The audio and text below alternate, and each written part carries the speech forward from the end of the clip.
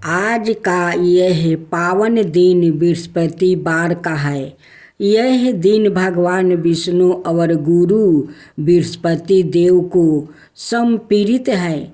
जो भी श्रद्धा और भक्ति से इस दिन व्रत करता है और कथा श्रवण करता है, उसके जीवन में सुख, समृद्धि और ज्ञान की बुद्धि होती है।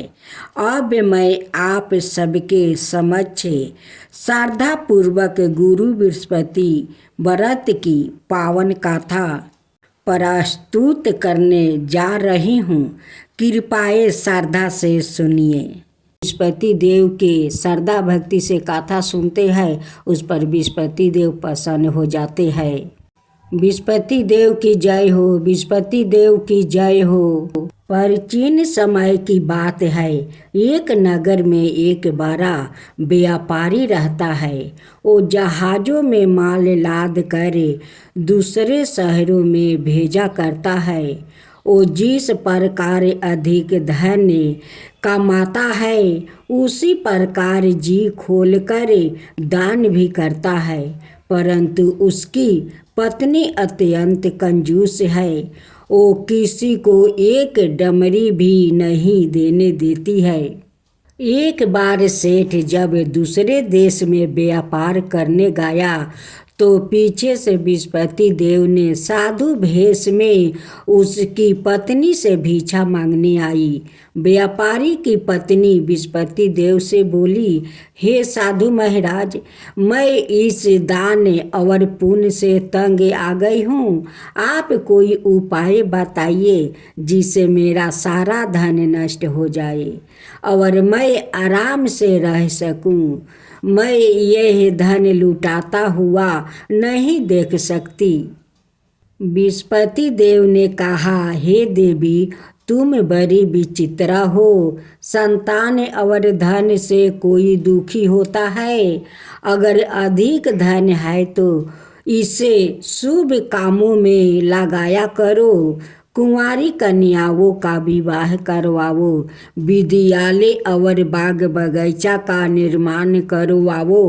ऐसे पुण्य कार्य करने से तुम्हारा लोक परलोक सार्थक हो सकता है। परंतु साधु की इन बातों से व्यापारी की पत्नी को खुशी नहीं हुई। उसने कहा, मुझे ऐसा धन की आवश्यकता नहीं है जिसे मैं दान दूं। तब बृहस्पति देव बोले, यदि तुम्हारी ऐसी इच्छा है तो तुम एक उपाय करना। 7 बृहस्पतिवार घर को गोबर से लिपना, अपने केश को पीली मिट्टी से धोना, केशों को धोते समय स्नान करना, व्यापारी से हजामत बनाने को कहना, भोजन में मांस मदिरा खाना, कपड़े अपने घर धोना। ऐसे करने से तुम्हारा सारा धन नष्ट हो जाएगा। इतना कहकर बृहस्पति देव अंतर्ध्यान हो गए। व्यापारी की पत्नी ने बृहस्पति देव के कहे अनुसार 7 बृहस्पतिवार वैसे ही करने का निश्चय किया। केवल 3 बृहस्पतिवार बीते थे कि उसी समस्त धन संपत्ति नष्ट हो गई और वो परलोक सिधार गई। जब व्यापारी वापस आया तो उसने देखा कि उसका सब कुछ नष्ट हो चुका है। उस व्यापारी ने अपनी पुत्री को संताना दी और दूसरे नगर में जाकर बस गया। वहाँ वो जंगल से लकड़ी काट कर लाता और शहर में बेचता। इस तरह वो अपना जीवन बिताने लगे। एक दिन उसकी पुत्री ने दही खाने की इच्छा प्रकट की, लेकिन व्यापारी के पास दही खरीदने के पैसा नहीं थे। वो अपनी पुत्री को आश्वासन देकर जंगल में लकड़ी काटने चला गया। वहाँ एक वृक्ष के नीचे बैठे अपनी पूरब दशा पर विचार कर रोने लगा। उस समय बृहस्पति वार था। तभी वहाँ बृहस्पति देव साधु के रूप में सेठ के पास आए और बोले, हे मनुष्य, तू इस जंगल में किस चिंता में बैठा है? तब व्यापारी बोला, हे महाराज, आप सब कुछ जानते हैं। इतना कहकर व्यापारी अपनी कहानी सुनाकर रो पड़ा। बृहस्पति देव बोले, देखो बेटा, तुम्हारी पत्नी ने बृहस्पति देव का अपमान किया है, इसी कारण तुम्हारा यह हाल हुआ है। लेकिन अब तुम किसी प्रकार की चिंता मत करो। तुम गुरुवार के दिन बृहस्पति देव का पाठ करो। 2 पैसे के चने और गुड़ को लेकर जल के लोटे में शक्कर डालकर वो अमृत और प्रसाद अपने परिवार के सदस्यों और कथा सुनने वालों में बांट दो। सवाए भी प्रसाद और चरण मृत लो, भगवान तुम्हारा अवश्य कल्याण करेंगे। साधु की बात सुनकर व्यापारी बोला, महाराज, मुझे तो इतना भी नहीं बचता है कि मैं अपनी पुत्री को दही लाकर दे सकूं। इस पर साधु जी बोले, तुम लकड़ियाँ शहर में बेचने जाना। तुम्हें लकड़ियों के दाम पहले से चौगुने मिलेंगे, जिससे तुम्हारे सारे कार्य सिद्ध हो जाएगा। उसने लकड़ियाँ काटी और शहर में बेचने के लिए चल पड़ा। उसकी लकड़ियाँ अच्छे दाम में बिक गई, जिसे उसने अपनी पुत्री के लिए दही लिया और गुरुवार की कथा हेतु चना गुड़ लेकर कथा की और प्रसाद बांट कर सवाए भी खाया। उसी दिन से उसकी सभी कठिनाइयाँ दूर होने लगी। परंतु अगले बृहस्पतिवार को वो कथा करना भूल गया।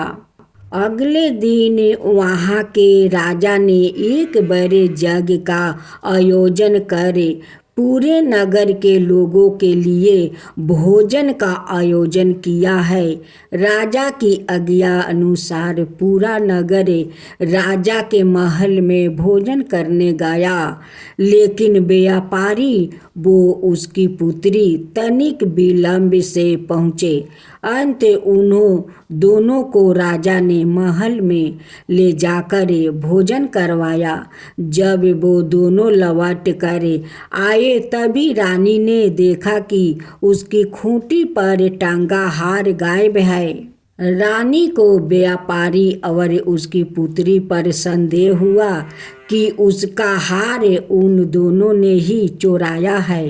राजा की आज्ञा से उन दोनों को कारावास की कोठरी में कैद कर दिया गया। कैद में पड़कर दोनों अत्यंत दुखी हुए। वहाँ उन्होंने बृहस्पति देवता का स्मरण किया। बृहस्पति देव ने प्रकट होकर व्यापारी को उसकी भूल का अभ्यास करवाया और उन्हें सलाह दी कि गुरुवार के दिन कैद खाने के दरवाजे पर तुम्हें 2 पैसा मिलेंगे। उनसे तुम चने और मुनका मंगवाकर विधि पूर्वक बृहस्पति देवता का पूजन करना। तुम्हारे सब दुख दूर हो जाएंगे। बृहस्पतिवार को कैद खाने के दरवाजे पर उन्हें 2 पैसे मिले। बाहर सड़क पर एक स्त्री जा रही थी। व्यापारी ने उसे बुलाकर गुड़ और चने लाने को कहा। इस पर वो स्त्री बोली, मैं अपनी बहू के लिए गहने लेने जा रही हूँ, मेरे पास समय नहीं है। इतना कहकर वो चली गई। थोड़ी देर बाद वहाँ से एक और स्त्री निकली।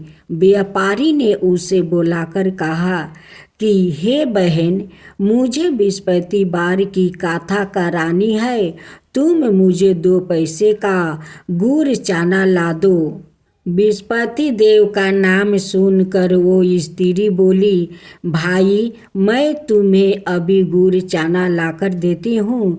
मेरा एकलौता पुत्र मर गया है, मैं उनके लिए कफन लेने जा रही थी, लेकिन मैं पहले तुम्हारा काम करूँगी, उसके बाद अपने पुत्र के लिए कफन लाऊंगी। वो स्त्री बाजार से व्यापारी के लिए गुड़ चाना ले आई और सवाए भी बृहस्पति देव की गाथा सुनी। गाथा के समाप्त होने पर वो स्त्री कफन लेकर अपने घर गई। घर पर लोग उसके पुत्र की लाश को राम नाम सत्य है कहते हुए शमशान ले जाने की तैयारी कर रहे थे। स्त्री बोली, मुझे अपने बेटे का मुख देख लेने दो। अपने पुत्र का मुख देख कर उस स्त्री ने उसके मुंह में प्रसाद और चरणामृत डाल दिया। प्रसाद और चरणामृत के प्रभाव से वो पुनर्जीवित हो गया। पहली स्त्री जिसने बृहस्पति देव का निरादर किया था, वो जब अपने पुत्र के विवाह हेतु पुत्र वधू के लिए गहने लेकर लौटी और जैसे ही उसका पुत्र घोड़ी पर बैठकर निकला, वैसे ही घोड़ी ने ऐसी उछाल मारी कि वो घोड़ी से गिरकर मर गया। यह देख स्त्री रो रो कर बृहस्पति देव से क्षमा याचना करने लगी। उस स्त्री की मिनती से बृहस्पति देव साधु भेष में वहाँ पहुंचकर कहने लगे, देवी तुम्हें अधिक विलाप करने की आवश्यकता नहीं है। यह बृहस्पति देव का अनादर करने का कारण हुआ है।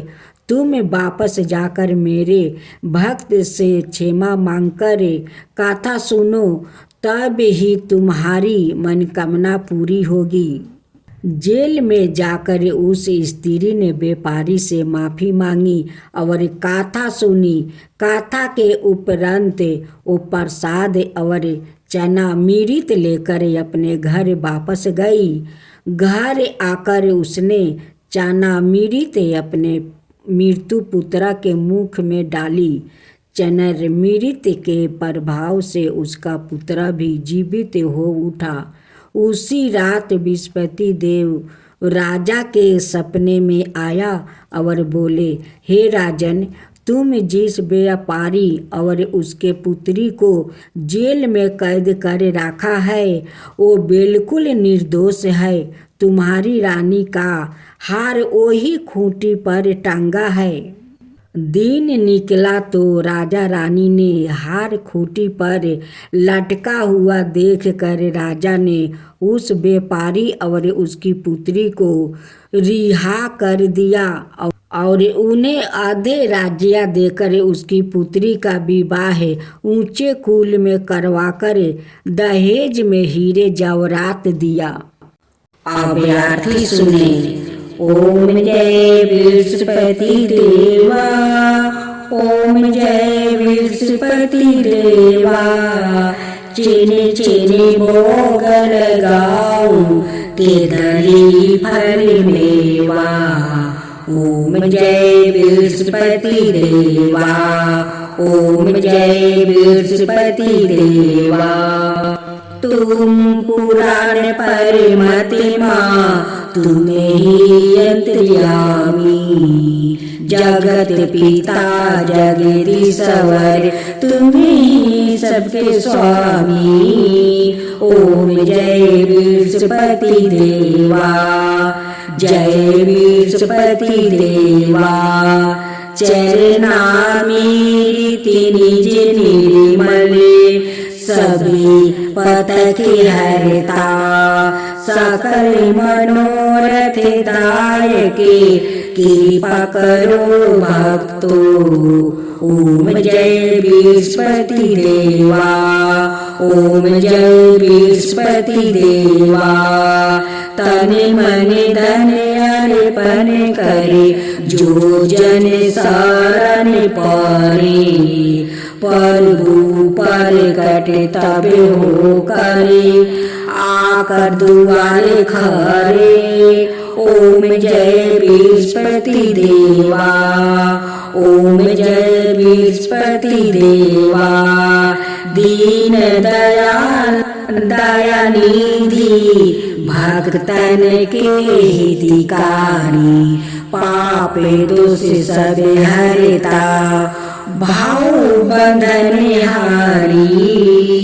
ओम जय बृहस्पति देवा। ओम जय बृहस्पति देवा। सकल मनोरथ दायके, सब संशय हरो। विषय विकार मिटाओ, संतन सुखिकारी। ओम जय बृहस्पति देवा। जय बृहस्पति देवा। जो कोई आरती तेरी प्रेम सहित गावे, जो कोई आरती तेरी प्रेम सहित गावे। जेठ आनंद आनंद करे, सो निश्चय पावे। ओम जय बृहस्पति देवा। ओम जय बृहस्पति देवा। सब बोलो विष्णु भगवान की जय। बोलो बृहस्पति भगवान की जय।